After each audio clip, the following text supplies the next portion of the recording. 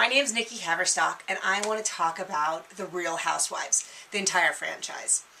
And basically why I do not think that watching it is something to be ashamed of.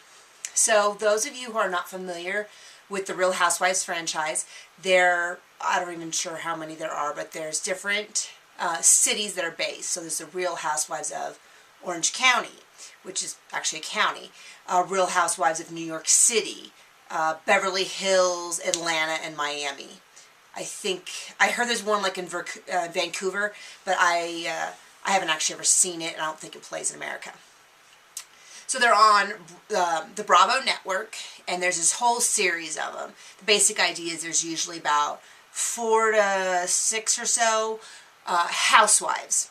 So and that term's really been loosened. When it started, they were all wives. They all lived in a rich area and, ran a household. The definition sort of changed. A number of the original housewives got divorced or are not currently married. Some don't even have children. So it's really just broadened to sort of be women who live in this city or county. And in general, they're rich. So you have a lot of wives of company owners, a few celebrities, and all that. So there you go. That's the premise of the show. They don't really do anything. The series is production kind of pushes them to say that they're all friends, although realistically some of them meet and some of them were friends and some of them just meet throughout the show. And then they have events. So Housewife A will have a party, and then Housewife B will plan a trip. And they basically just do stuff, almost always have alcohol, and that's your show. And there's also New Jersey, Real Housewives of New Jersey, which is a state. So then each town has a different feel to it. So your Orange County, which was the first, are all blondes. They all kind of have big boobs. They're all real thin. And they're very different than in New York, which is they're a little bit taller. They're all very slender. Maybe not quite as curvy. They're more sort of up and down. Beautiful. They have a tendency to be a little bit classier. New Jersey, they've all got tans, they've all got dark hair, it's a very Italian feel to it, and they all tend to be much curvier. Miami, they're mostly Latino. Once again, they're really thin, they have a lot of work, they're a younger crowd. Beverly Hills has a few kind of celebrities, child actors, models, things like that. And Atlanta, they are mainly black. So each one of them represent their own area. Anyway, that's kind of the franchise. That's what it is. And it's known to sort of be useless TV. So if you want to make a joke about how bad TV is, your go-tos are Jersey Shore or Housewives. So there you go. I did not start watching until a couple years ago. I really thought it. I said, I may watch reality TV, but I don't watch that kind of reality TV. And I was wrong. I do watch that kind of reality TV. So I started... they had a marathon, and I'm a sucker for a good marathon. So I started watching it, and I was like, oh, this is kind of intriguing. This is kind of, I like personally judging people. I like trying to figure out their real intents and their motives. And it appealed to me, kind of picking out who was crazy, who was flippant, who was over emotional, who has a tendency to bend the truth or see things through very colored glasses.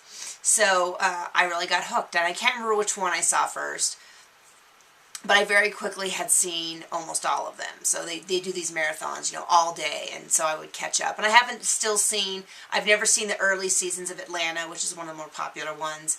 I think New York was my first one, and I really fell in love with Bethany, who I think is funny. So I enjoy watching these shows. And the reason I don't think it's a big deal is that you watch them on many different levels. So you watch them, you enjoy just the pure top level, which is just these storylines. But it almost has these separate layers to it because of the fact that these people do exist in the real world as opposed to scripted TV.